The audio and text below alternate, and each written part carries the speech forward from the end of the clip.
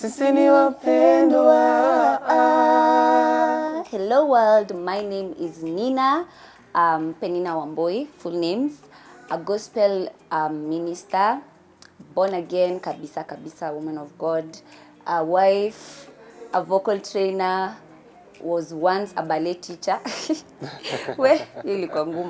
Yeah, what else? Yeah, and just a lover of God, yes. Yeah, and I'm the husband, a pianist, a songwriter, a producer, and a kindergarten teacher, an ECD trained teacher. Yeah. I haven't said my name. My name is Yausani. My name is Mesh Mpendwa. Yeah, ID kama unatuma kitu, Meshak Bongo Salim. Yeah, and yeah. That's it. Why do you love me? Oh man, Nina is amazing. Nina, I love everything about her. You, I love your smile, I love your beauty, I love your confidence, I love how you make me feel. I love your passion for music, passion for, the love that you have for music. I love I love how you love God. Yeah. Wow. And nikianza sitamaliza, so. Aww. Yeah. Tissues, guys. And her laugh also. Anakuanga kwanza ukifunika mdomo hivi. Umenimaliza. Okay, so what I love about him, so many things. First of all, I pray to God to give me a God-fearing man. For me, I've never dated before, so I told God, just give me a God-fearing man, and that's who he is. He's very focused. I love that he's very focused. He's a man with a vision. He's going somewhere. Like, that really makes me feel so safe, just being with him. And he always has all the answers. I just love that about him. Like, kwa tu na any issue, I'm confused about anything, I'll be like, babe, trafanya aje. He'll always have a direction. So I love that about him, that he's this man who we're going somewhere with. He has a direction, yes. And so many other things. Anything about my six packs? Oh yeah, napenda. Uhandi. I love his physique. You're handsome. I love your smile, your eyes. Yeah.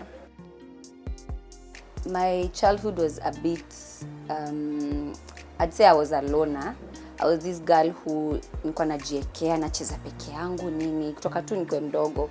Since now high school, I never had a lot of friends. So I was this person who used to keep things to herself. So with that, anyone that would come to Katiami, ilikuwa to stop. And so many people walikuwa kama I'm intimidating. So I never used to get a lot of guys even coming to face me or anything. So that was what made me not date. But pia, myself, I was like, I don't want to just date for the sake. Date, kiss so many frogs. Like, that's why I said, I told God to just give me my husband. If I'm dating, I just want someone who will marry me. Sitaki cheze. And that's what God did. Alinisumbua. At some point hata nili give up nikaanza kudate tukiwa mabeshte. Imagine. Yeah, so long story short, alikuwa na kiburi. Acha tuseme alikuwa na kiburi. Alinisumbua sana, but here we are. So I remember we were very close. Actually, I had got to Najita BFFs. We were very, very close. Then he was throwing hints at me, kuonyesha vile ananitaka, but hakuwahi like confess to me. So when he started dating, I feel like a betrayal. Like, I thought we were going somewhere, with this friendship. Because he was always nice to me, ananibaya yogurt, chipo mwitu, nini. So it was like, wow, mimi ndo umefanya hivi. So nilisikia vibaya sana by the way. And now what happened is, after that, I texted him and I confessed my feelings towards him. The thing is, when she came to my life, she changed everything. I was a very weird person. I had weird friends. RIP to the ones hata kuna nyingine by the way walipass. I had a very funny life, in short. At some point hata nilikuwa nauza chang'aa. Yeah, I was hanging out with thieves, I'm trying to, So when she came to my life, it was like a turn around for me. And I was, it's like I had met someone mwenye angechange maisha yangu. Hata kama tutadate, I knew huyu nikikaa tu na hii company yake, kuna vitu nitahepa, kuna vitu nitaondokea. you know. So kidogo kidogo nikaanza pia kuwa na feelings and nikaanza kuhit on her, but ana ignore. Namletea flowers ana grab kama ni zake. You know, she was really ignoring me hiyo time. So nikasema strategy, wacha nianze kudate another person. Akisikia wivu inamaanisha Really? ata nini guard yake chini, ndio. So I started dating another lady just for fun. Not really, I didn't like her sana. Pole mali huko.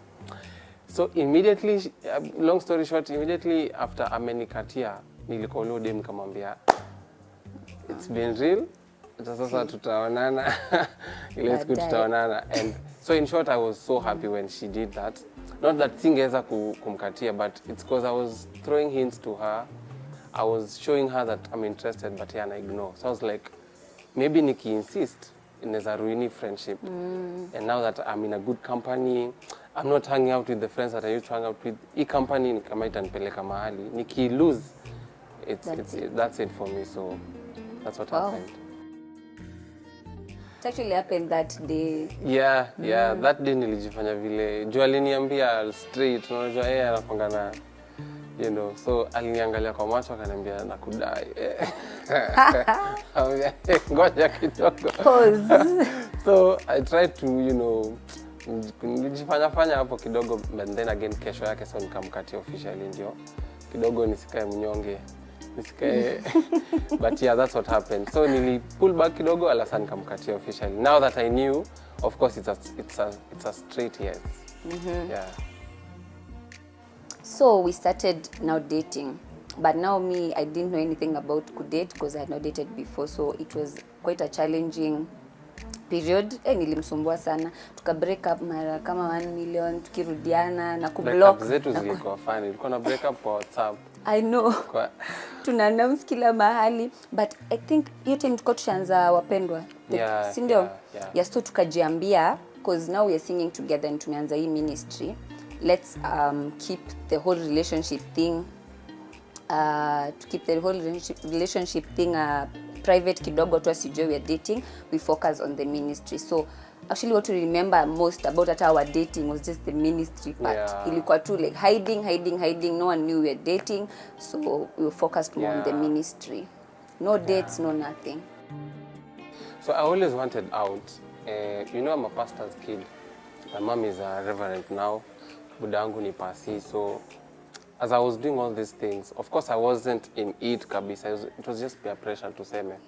So I always wanted out, and when I found her, this was my opportunity to now, you know, leave my past life and now start a new one. First of all, we always say God, yani, ndasemaje, he orchestrated this whole thing from the word go. Like us just being together, even the whole friendship thing. As we look back, God really planned everything so strategically. And for us, it was like everything that's happening either is a lesson for our ministry or for our relationship, or anything, just something that we need to do for each other or to the world or to our fans. God ameplan hii kitu in a way that we up to now we just can't understand. We were forced to be together. We were forced to be together. So the fire has been burning and burning courtesy of God. So we really thank God so much. The reason why I'm saying we were forced to be together is our worlds were so apart. Very. I was so before I met her, way before I was a player kinda. So na jai date anyone. So we were like two different people from two different worlds. Wenye hatuwezi waipatana. Hatuwezi kuja kupatana one day ati tufanye kitu pamoja. And even after tushapatana, amenikatia and all that, na tumeanza music pamoja, there were a lot of things that, you know, were hindering us from dating. A lot of people were, you know, against our relationship. At some point, mamangu alikuwa anataka nioe mzungu. There were just a lot of things that weren't, you know, supporting our dating. Like for him, he's like an extreme extrovert. I'm an extreme introvert. Yeah, yani anaweza kaa kwa nyumba the whole week. Na Netflix tu yani. So it's like God forced us to be together. At a music, we started as it kind of looked like it's a mistake, it's an accident, because we did a song together. For fun. Sauti yangu ikatolewa. I went and started ranting kwa mtandao. Someone saw it, akaamua kusponsor that song tena tufanye kwa another producer. Then that producer insisted tuimbe pamoja because me I wasn't a singer hata, and amenifunza kuimba and akubalia kitu. So after that tukaenda tukaomba, God akatupea the name Wapendwa because as the producer, when producer alikuwa anatuuliza tunajitaje, alikuwa like mimi ndo msanii. She was like, no, you guys can sing together.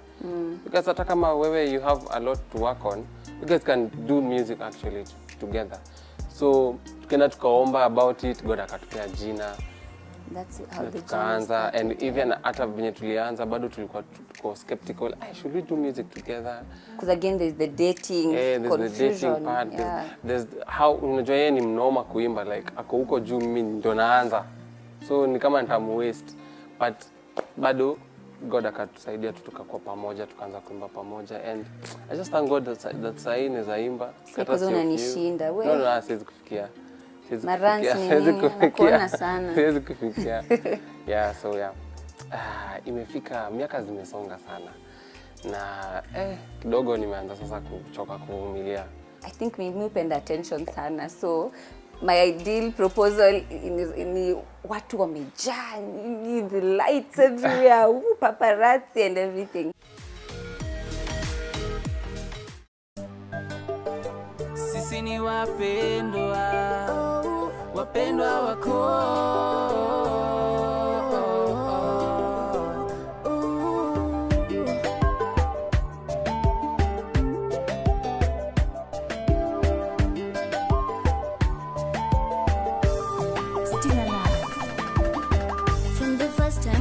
About you. Lisi kwamba wewe ndiwe wa kunitosheleza. I was so lost. I needed a friend who would show me the way. Sasa nimetambua ni wewe wa kishua. Sitokuacha baba, wendo wangu papa. You dey bring goody mapenzi.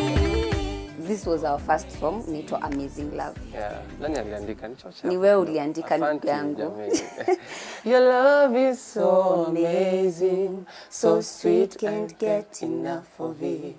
Your love is so amazing, amazing, amazing love. Your love is so amazing. Haya mapenzi unayonipa ni matamu kweli. So amazing, me and you, ni mapenzi tu. Mapenzi ya God. Your song watu walidhani ni secular. I know, yeah. But it's a gospel song. It's a gospel song actually. Yeah, a love song to God. Yeah. We were really hiding So the dating part. You know, we wanted to come out as this serious gospel ministers. Yeah. Tukutaka kuonekana kama akina, sitasema. You know who? Yeah. So ilibidi hata to hide our relationship. What was No dates. Yeah, we are not holding hands, no going out for dates. Ilikuwa inanisaidia kwa sababu ilikuwa ina save on the cost. Wow. Bwana asifi. Guy. But anyway, so the reason why we did that ni juu hiyo time kulikuwa na stereotyping sana. Mkionekana mmeshikana mikono sijui nini, wale wanataka kuharibika kama wale. I think there still is wanaanzanga hivi, pia sasa. Yeah, so we really hid it. I think for us, just spending time, for example, in church, practicing, tukifunzana, that was, I think, how we used to express each other's love, I guess. Me just seeing how committed he is to the work of God. Venye kwanza I remember hiyo time when we were friends, alikuwa anabebana na keyboard, like the piano, hadi kwetu. Like, for me, just seeing the way he loves God, for me, that was just enough. Like, for me, that's a love language in itself. Just that action, just you showing how much you really want us to succeed. Pia, you want us to push this ministry. That was enough for me. Honestly, kwenda to church, because actually we used to just spend so much time in church. Kama si church ni home, tuki-practice or tukiomba. Wow. For me, I just wanted to see you happy. I was, at some point, I was praying to God, God, give me new jokes today. And But he's really funny. Yeah, that's just what I wanted to do at that time. Just make you happy and make sure this music thing works. Yeah. Nisirudi tena Kawangware. Yeah.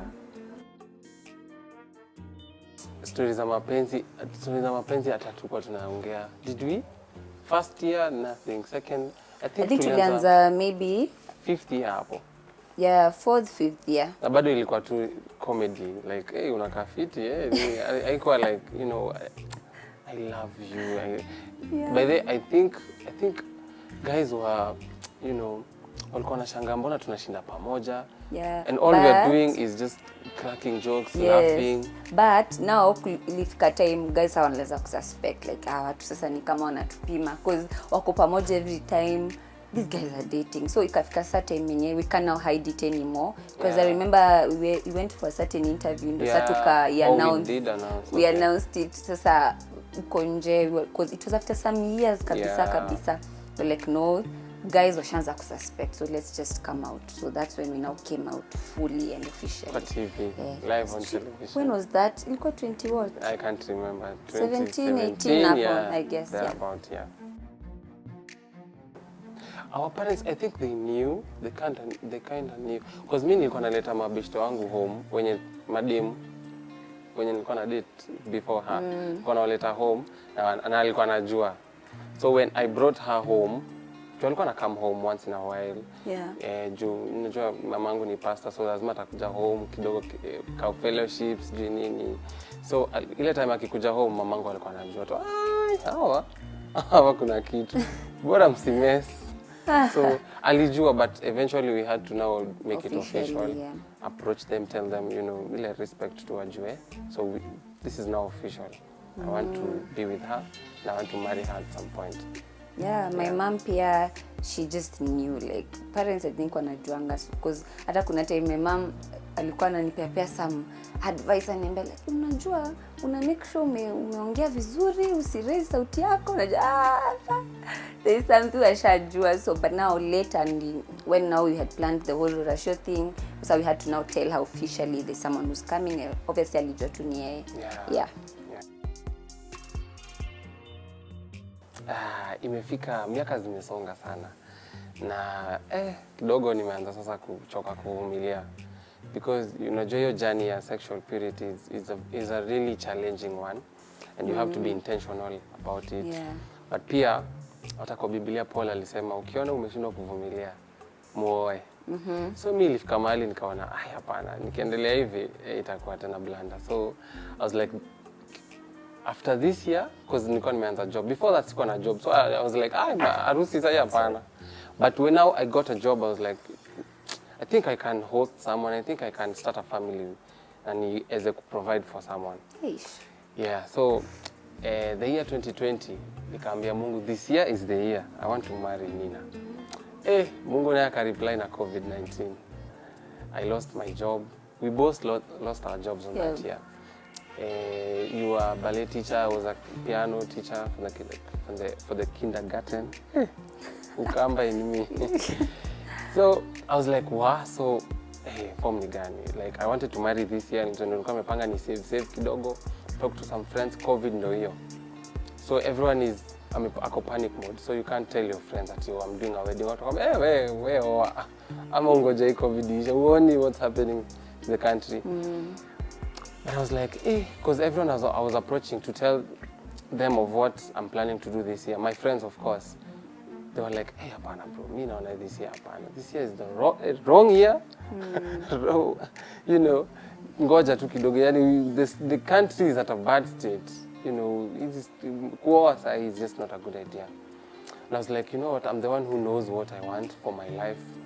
I'm the one who knows where we've come from, how far we've come from. So I think I'm gonna do this. If I fail, watch I fail. God atanisort. So I just woke up one day, nikapanga proposal. I proposed live on television. And the best part about it is nilikuwa prepare psychologically that I will never propose. So she wasn't expecting a proposal.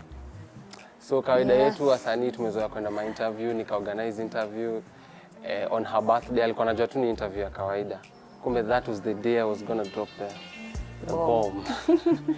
So tumeenda kwa interview, ameboeka of course, ako like siku yangu ya birthday man, nipeleka hata aboreta mtu pige sherehe ama you know, peleka interview. Of course nilikuwa nimeorganize some few people on wish birthday ndo asione hiyo siku imeenda waste. Then akiangalia teli watu wanamwish kuangalia kando hivi on my knee, on one knee, will you be my wife? My train. It's been 8 years now. It's been 8 years. Oh my God. Ever since I met you, life yangu ili change. Like I said, ningekuwa nauza mkashe. I'm dreaming. And you literally changed my life. I want to spend the rest of it with you. Will you marry me? I love you so much. Oh. Yes. Oh. Hey, she cried. Nilijaibisha sana. Oh my God.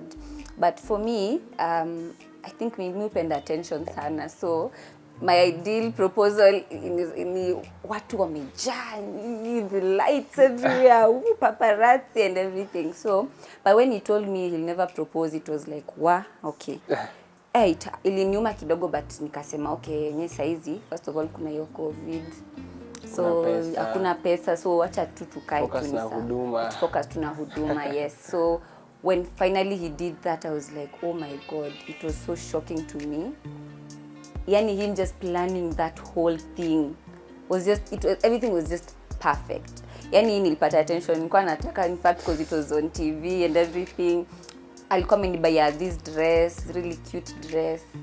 I looked nice. My nails, after school alikuwa ameniforce asubuhi nipake nail polish. I was like, for what? But anyway nikapaka. So it was just a perfect proposal. You know, you even posted on Opera Mini and Phoenix. Yes. Yes, it was just so amazing, yes. So this is actually a personal story for me. Because your time when COVID hit and I lose job yangu, I was facing a lot of rejection from some of my peers, some of my friends, some of by peers I mean, you know, as musicians you have those people you hang out with, nini. So you're facing some type of rejection kind of, you know, guys are like, kuna mali mnaweza enda or something like that. So, you know, hata mali nilikuwa na work, kulikuwa na hiyo kind of, immediately after I lost my job, tulianza kuuza ngwashe. And it was so humiliating. I'm not saying your job ni mbaya, but kwetu ilikuwa humiliating na way juu sisi ni wasanii. So umekaa hapo unajaribu kuficha white nini, Wapendwa haya rada, so like umetulia tu. So azi unauza man. So it was, you know, it was a really tough time. Yeah. So me proposing was actually like a step of faith and a bold move. I'm like, bana mi mbona mnanibeba hivi? Unajua naweza propose mimi na nioe na nikuwe successful. Because by the way, even after he proposed, nilikaa chini tu nikamwambia. But then after the proposal aliniita kando. Yeah. After the whole melee of things aliniita kando akaniuliza sasa umebaki na how much? Yeah, because I know unaka kitu by the way. Now usha propose in a big way. What will we do, my God? Umebaki na how much kwa account, babe? Because after that, because after proposal we went for a photo shoot, then akanipeleka ka restaurant tu tukashare nini fresh juice. So I was like, okay baby, let's be serious about this thing. So for him, and that's what I really loved also about what you did, because it was a step of faith kabisa. Yani yeye alisema, me, I'm doing this, I don't know how it will happen, I don't know how this wedding will happen, but God, you just take over. Me, I've done what and you know, on that day, so something amazing happened. Yeah. After I proposed, so someone was watching that interview, mali tu alikuwa, and God akamcommand after watching the interview, na mali alikuwa wakaanza kulia wote, break into tears, na God commanded them to do for us a free wedding, you know. Yes. So so from my bold move, from how she jualilia hiyo siku kwa interview, something beautiful was birthed that day. Nimesha propose, it's out there, wasanii kadhaa wamepost, so guys wanajua, Wapendwa haya walikuwa na date, wanaoa. na COVID. Okay, hii inakaa drama fest, acha tuone. So after the proposal, this is what happened. Napendanga hii story, utanisamea. So nimesha propose. It's out there. Wasanii kadhaa wamepost, so guys wanajua, Wapendwa, haya walikuwa na date. Wanaoa na COVID. Okay, hii inakaa drama fest, acha tuone. So nikajikaza, nikaenda nikaongea na wazazi, of course people from her side and also our side walikuwa a bit shocked. Haya, Mesh, unaoa? Haya, na pesa na COVID. So mimi nikajikaza, nikafanya my introduction, tukafanya rorashio, and after that sasa nilibaki zero kwa account, and I was like, God, sasa this thing hakuna kurudi nyuma, hakuna gear reverse, lazima tumalize hii safari. So God akaniambia niandike list ya watu 10, madem, machali 55. Nikaanza na machali, ni aje bro manze, uko poa, nimekuhata. Nafanya harusi very soon. Sasa inakuaje? Anambia, wewe fanya, utatuambia vile kutaenda. Apigia mwingine ananiambia, bro, hiyo ni idea fiti, acha nitakucall next year. Everyone was just ignoring me. Akasema acha nipigie madem. And the first lady I called was this lady. So nilikuwa nimeanza na yeye, juu yeye ndo tulikuwa tumekaa sana hatuongei.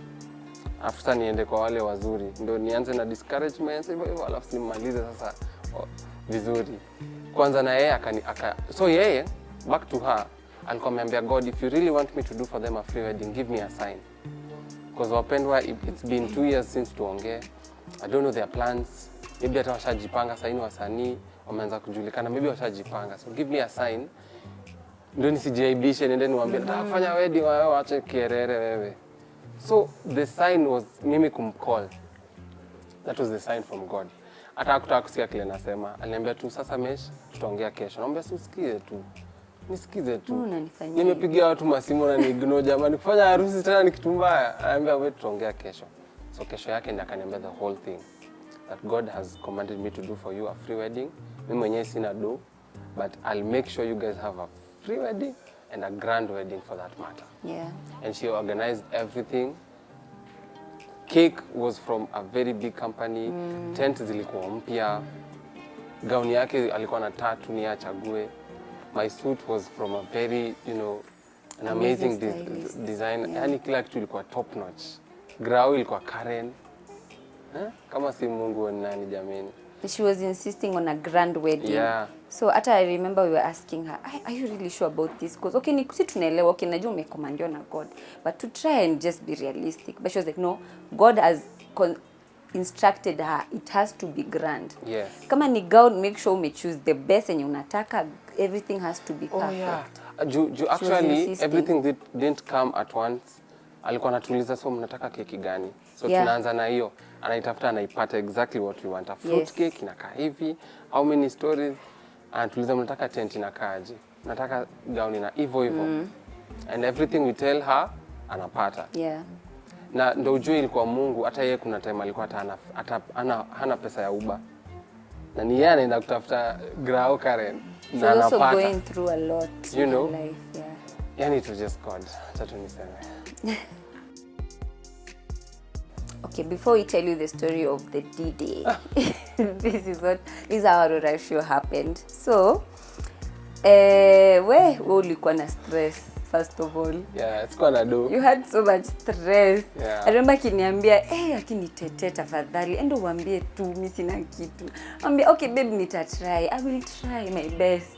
But ngangana tu mali unaweza kusema no, it was pressure kabisa. Mimi nikafanya my part, nikakutetea kwa wazazi. Pressure iko wapi kunitetea? Unataka nikaya huko? It was stress because my uncle wanageukanga kila mtu. They changed. They changed. Walikuambia they'll be lenient on me. Awacha tu akuje. On that day tulikuwa tunauliza, so hiyo ndo mmekuja nayo, and then muongee huko nje.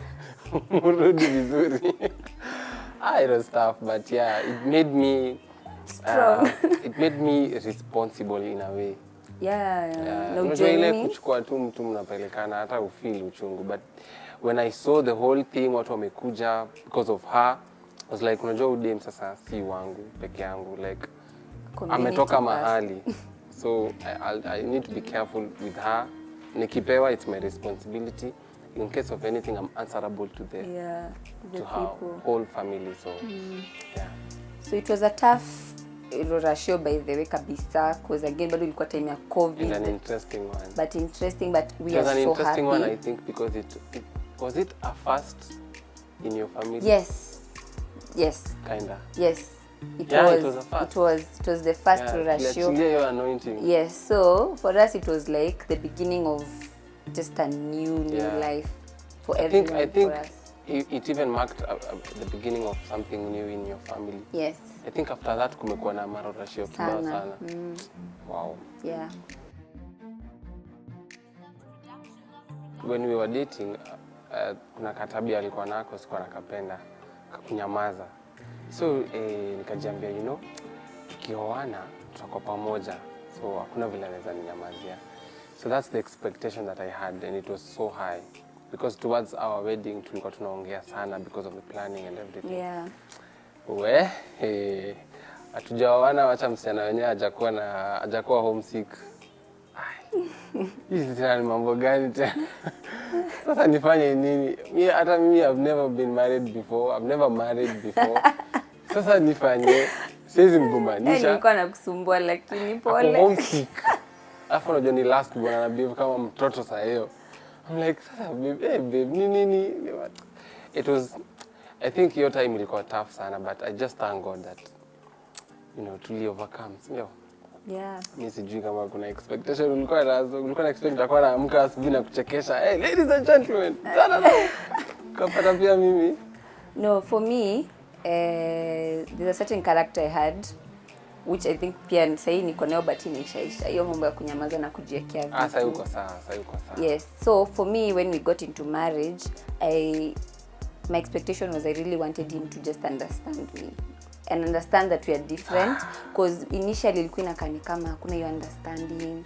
No, you have to unafuku mtu akupiga story like kulikuwa ni pressure nini. Pia mimi the things that I used to feel about you nini, but for me on your side nilikuwa zile okay, right now we are now together, tuko locked kabisa, so we have to understand take you it. slow. You have to, so and that expectation was fulfilled. Yes. So I fulfilled your expectation. yeah. Aya. Nowadays you're very understanding, unipei pressure kama kitambo. Unipreshi kitambo kwa ni pressure sana.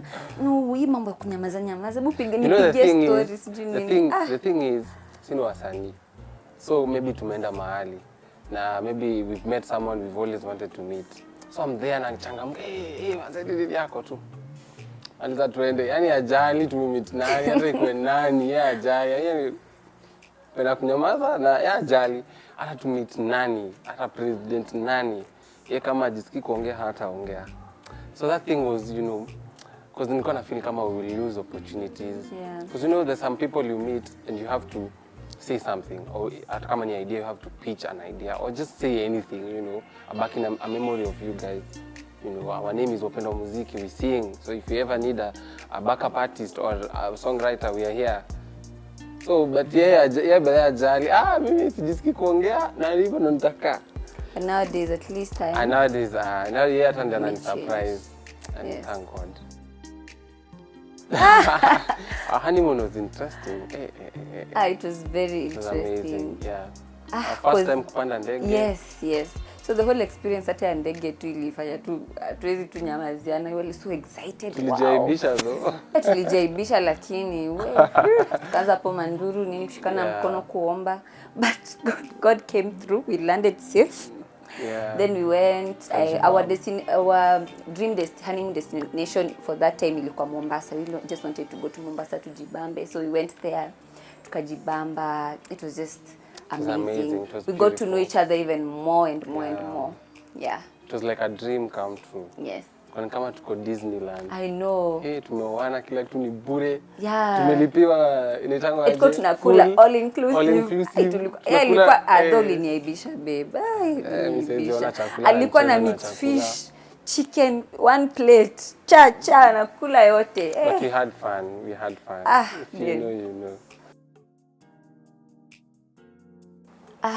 What annoys you about me? I think it's just how you always insist on, okay, which is not a bad thing. Nashindo how to put this. Sema. At times, you, not even at times, always want to insist like we have to solve this issue. Hata kuende. Alafu mimi sasa, cause I'm this person who I want, nicha tu nikae kwanza kidogo peke yangu for some 5 minutes afu tutaongea. He's like, no, we have to solve it now. Atuendeleka today solve. Kani nikosea niambie sahi. So it's annoying, but again, it's a nice thing. Kidogo inakwanga annoying. But now, whoever is watching this, ebu tell us. I know, usingize watu kwa histo. No. Hakuna vile tunaweza kosana saa hii. Tuendelee na maisha to solve baadaye. I think it messes the flow of things of for that day. But yeah, mimi naweza jitetea niseme, mimi natakanga to solve. No, whatever we are going, tuende na mood sasa safi na fresh. Yeah, you that's know. true. Yeah. Naenda nikikuelewa. So mbona inakuwa ni kitu poa jamani. That's why I said it's annoying kidogo, but it's a good thing. Okay. Yes. What annoys me about you is actually the opposite of what. Yeye anatakanga tukikosana to pause, tuendelee na maisha, and then ile siku atajisikia ndo to solve. And I think it messes a lot of things too. Maybe kama tunaenda mali tunaenda kama tuongeleshani ama kama kuna kitu tulikuwa tufanye for that day atufanyi. So naomba in Jesus name change. Nimebadilika in Jesus name. Wow, prayer has been everything for us. Yeah. Yes, and just always having, ndasemaje, zeal for life, drive. Yeah. We always have that drive. Because like, no, we have to make it. That has been the goal from day one, and we have to continue with it. So we always have that thing. Yeah. Hata nini fanyike, we're making things happen. Our marriage will work. Our ministry will work. That like God number one, and that other, like that passion for just making it in life is always making is what makes us stand up to now. Yeah, true.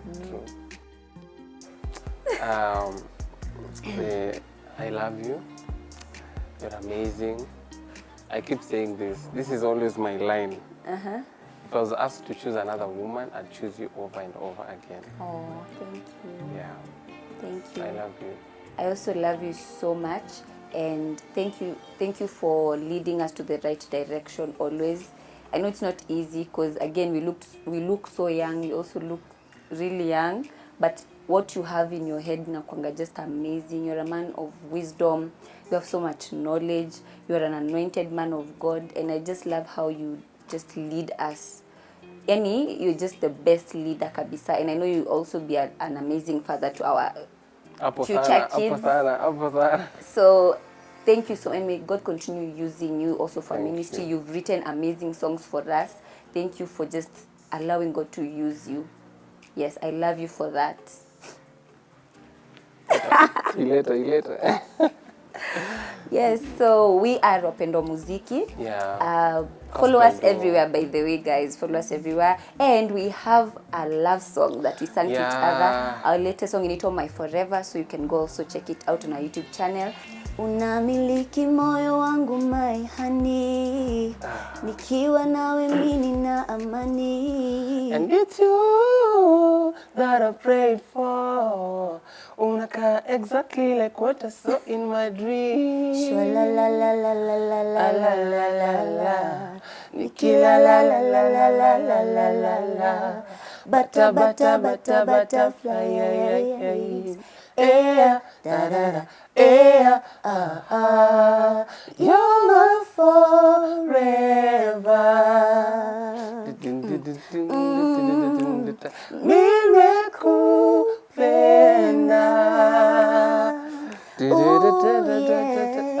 You're my forever.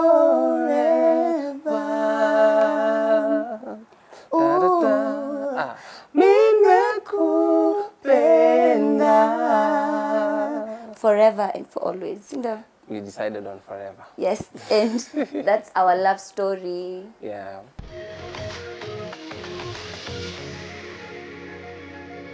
Hi, I am Wangari Karaoke, popularly known as Babi Babi, hence the glam. That name started way back in high school just because of the love of makeup. I loved makeup since way back. So, yeah, So that is where I started after high school. Not after high school, in high school, then continued with it after high school. Yeah, and that is what I've been doing for the past 10 years. Yes, I love makeup. I love looking good. I feel good in makeup. I can't, saa zingine hata ni ile tu aibu. Kwa duka, I'll wear makeup going to the shop. Yeah, but I really love makeup. So I have a page called Touch by Barbie. Yeah, that is how I get my clients. But before, I used to really depend on referrals from my friends, or do makeup for my friends when we are going out. Then they would take pictures, tag, and that is how I started my journey. Then fast forward to a page. Then yeah, the rest is history. For bridal, you have to do a free test. Like you have to go put your skill out there. It's up to her to either like you or not like you. Mind you, she has maybe had a lot of people coming in and going out. So she's just looking for the one that will understand her. My style is I'm into neutral colors, gold, nudes, yeah, and you find not most people don't like such. There are those people who love being all that. Yeah, so sometimes it's a little bit of a challenge because you will go do the test and she doesn't like the nudes on her, and she won't tell you. She just tell you, oh, I'll reach out, and that's it. Yes, you will follow up after like some time. Let's say like 2 to 3 weeks. You follow up. Hey, did you like your makeup? Can we proceed? Then after that, that is when you know if it's a yes or a no. Yeah, of course you have to know. Yeah. Okay, once the customer has confirmed, I don't tell them to like put a down payment. I just have the faith that even on that day you still keep communicating. But once in a while I keep on communicating. Hey, we are almost getting there. Umesahau until the day. I used to have a physical store. Then I started doing other things. So for makeup, I put it like let it just be freelance only. Yes, because I have other things going on the side. Yeah, so for makeup is freelance. I have a page also on my number. Yeah, that is how people reach out to me. And even on Facebook, most of the people that I've gotten, they're from Facebook. Facebook is really a good platform, especially for makeup artists. Especially from Thursday, Friday, Saturday, during the weekends, you get a lot of people looking for makeup artists. And for me, I see someone looking for a makeup artist, I'll DM you and tell you, yes, I'm here. I send you my work. I give you my number. And funny thing, that is how I get most of my clients. First of all, you have to have a very good customer care skill, such that you're able to communicate with your client even when you're approaching them, because most of the times we approach them. So when you're approaching her, you have to be like very conservative, yani unyenyekee. Then your products and probably your photos, whatever you're sending as your work, has to be on point. And before that, you even have to master your craft, know what you're good in. You know, there are those people who you are good in popping colors and whatnot. Just know your skill, perfect it, so that even when you're putting out your work out there, it's just automatically they'll love it, because they're like, I love this, I love this. Then the other thing is products. Invest in good products, such that that's okay. When you apply on someone, the next day they're not getting reactions and they're like, I'll never have this person again. Yeah, and cleanliness also. Most people love people who are clean. And also when you're doing their makeup, don't be on their face like just be gentle. Professionalism. If you have to, there are people who don't like people being all over their faces. So you have to like know how to, if you're doing the eyebrows, you tilt their head, just be professional, be professional. What I love about this is that I'm paid to do what I love. Yeah, that's simply just it. And I enjoy doing it. Even you can tell I'm happy. So, yeah.